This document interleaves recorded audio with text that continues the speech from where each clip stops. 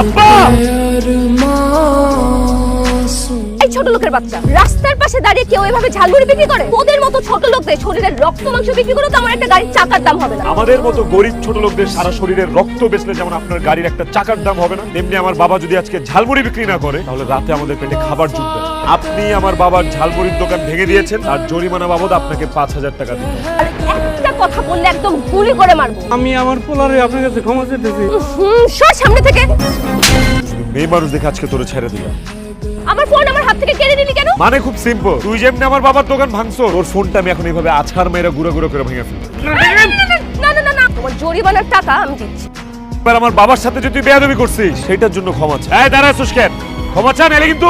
এই দেখেন আঙ্কেল, আপনি আমাকে ক্ষমা করে দিন, আই এম সরি। এই তো এবার লাইনে আসছে, চলো বাবা।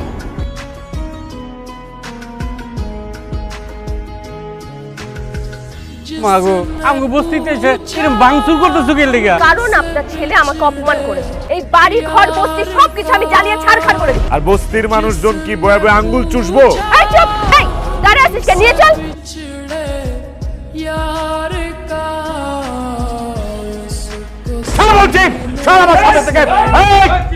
আমার মেয়ে তোর বাবার ঝালমুড়ি দোকান ভেঙেছে, সেটার ক্ষতিপূরণও দিয়েছে। তুই আমার মেয়ের গায়ে হাত তুলে আমার যে ক্ষতি করেছিস সেই ক্ষতিপূরণ আজকে তোকে দিতে হবে। কি ক্ষতিপূরণ দিতে হবে আপনাকে? আমার মেয়েকে তোর বিয়ে করতে হবে।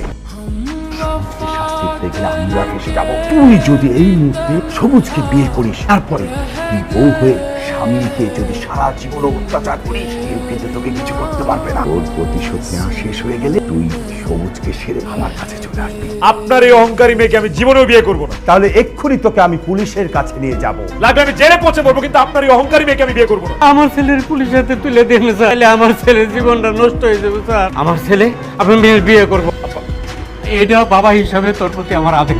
ভেরি গুড, বিয়ের জন্য তাড়াতাড়ি রেডি হ। আমার মারে না জানাই বিয়ে করলে আমার মা খুব কষ্ট পাবে। আর এক মিনিটও আমরা অপেক্ষা করতে পারবো না, বিয়ে এখনই হবে। তুই কোনো চিন্তা করিস না, তুই বিয়েটা কর, আপনি বিয়েটা পড়া। কাবিন কত হবে? 20 লাখ টাকা লেখেন। কাবিন হবে 2 লক্ষ টাকা। তুমি কাপুরুষ না হলে কাবিন 2 লাখ টাকা করতে না। তুমি এখনই ওকে পুলিশের হাতে তুলে দাও। 10 লাখ টাকা কাবিন হোক, তুই না করিস না। এই সাহেব লেখেন 10 লাখ টাকা।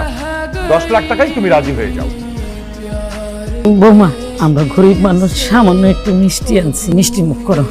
চুপ করেন আমার সামনে থেকে। আমার বাবা মার সাথে ভদ্রভাবে কথা বল, কারণ আমার মা তোমার শাশুড়ি, আমার বাবা তোমার শ্বশুর। এসব গরিব ছোট লোকরা আমার বাড়ির কাজের লোক হতে পারে, কিন্তু আবার শ্বশুর শাশুড়ি না। ভাই তুমি কি আমাকে বিয়ে করছো আমারে আর আমার বাপ মারে তোমার কাজের লোক হিসেবে বানায় রাখার জন্য?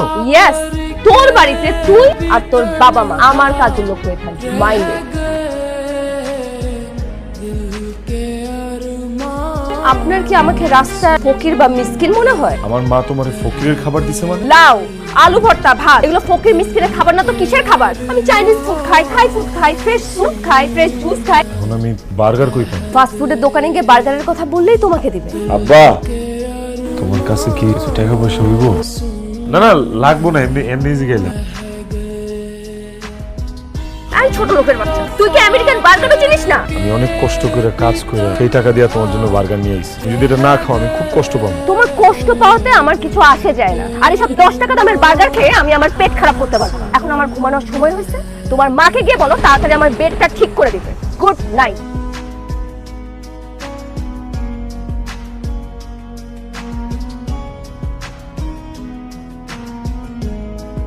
আপনাকে বলেছি না যে আমি এইসব অয়েলি মিষ্টি জাতীয় খাবার খাই না, আমি ডায়েট করি। তোমার মাকে আমি কতবার বলছি যে এরকম মিষ্টি জাতীয় খাবার আমি খাই না। আমি জানি তুমি মিষ্টি খাও না, এই জন্য পিঠার মধ্যে আমি বেশি চিনি দেই না, অল্প একটু চিনি দিয়ে আমি পিঠাটা বানাইছি, মিষ্টি মিষ্টি দেই না। দেখছো আমার মা তোমার কতটা ভালোবাসে, একটা খাবারের অবমূল্যায়ন করলো।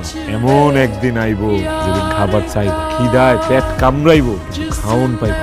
আরে যা, আমি বড় লোকের মেয়ে, আমার বাসায় খাবার দাবারের কোনো অভাব নাই। আর এই ধরনের খাবার আমার বাসায় কুকুর বিড়াল খায়। তবে আমি করে দিতেছি, আর কোনোদিন তুমি যদি আমার সামনে আমার মা বাবার সাথে খারাপ আচরণ করো, কিন্তু অনেক বড় একটা অঘটন ঘটায় ফেলাম। তোকে আর অঘটন ঘটাতে হবে না, আমি এখনই আমার ড্যাডির বাসায় চলে যাচ্ছি। খুব তাড়াতাড়ি তোকে আমি ডিভোর্স লেটার পাঠিয়ে দেব। আরেকটা কথা, কাবিনের 10 লাখ টাকা আমি আদায় করে নেব তোর কাছ থেকে, ছোট লোকের বাচ্চা।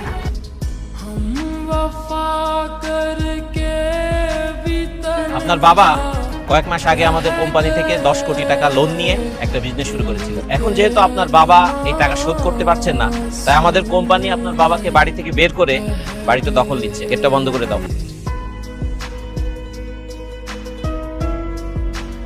মা একটা সুখের সংবাদ আছে, আমার তো চাকরি হয়ে গেছে। ঠিক আছে ও মা, সবুজের আব্বা সবুজ, আমার এক বিজনেস পার্টনার আমার টাকা পয়সা সব নিয়ে ভাগছে, আমাকে ঘাট ধাক্কা দিয়ে বের করে দিয়ে আমার বাড়ি দখল করে দিচ্ছে। আমাদের যাওয়ার আর কোনো জায়গা নেই। তুমি কি আমাকে আর আমার ড্যাডিকে তোমাদের এই বাড়িতে একটু ঠাঁই দিবা? আমি তো তোমার বিয়ে করাবো। তুমি আমার কচুর বউ। তুমি আমার লগে, আমার মায়ের লগে, আমার বাপের লগে যে পরিমাণ খারাপ আচরণ করছো, তারপরে তোমার এই বাড়িতে ঠাঁই দিলে আমার অন্যায় হইব। বাইরে হও।